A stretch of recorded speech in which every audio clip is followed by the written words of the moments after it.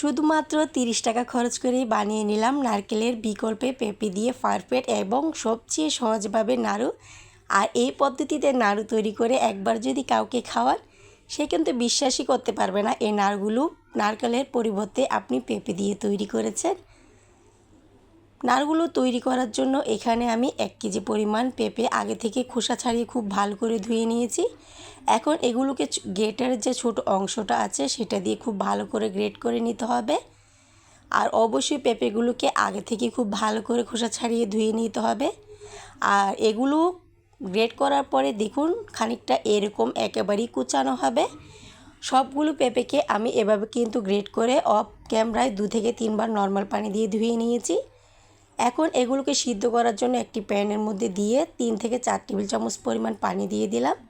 স্বাদ মতো লবণ দিয়ে এখন 3 থেকে 4 মিনিট এটাকে জাল করে নেব। এর থেকে বেশি কিন্তু জাল করা যাবে না, তাহলে পেঁপেটা অনেকটা সিদ্ধ হয়ে যাবে, তাহলে কিন্তু নাড়ুগুলো খেতে ভালো লাগবে না।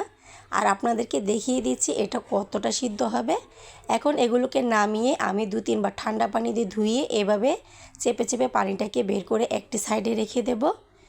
আর হালকা পানি থাকলে কিন্তু কোনো রকমই সমস্যা হবে না।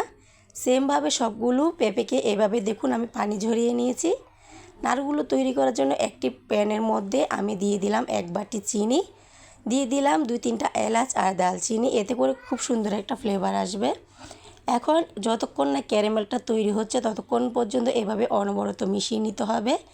যখন এরকম একটা কালার চলে আসবে তখন আমি এখানে আগে থেকে ধুয়ে রাখা এই পেঁপেগুলো দিয়ে দেব। আর ক্যারামেলের কালারটা কিন্তু এর থেকে আর গাঢ় করা যাবে না, তাহলে কিন্তু নাড়ুগুলো খেতে তিতা লাগবে। মিডিয়াম টু লো আছে এখন এই পানিটাকে আমি শুকিয়ে নেব। আর পেঁপে থেকে কিন্তু অনেকটা পানি ছেড়ে দেবে, এতে ভয় পাওয়ার কিছু নেই। জাল দিতে দিতে কিন্তু পানিটা অনেকটা শুকিয়ে আসবে।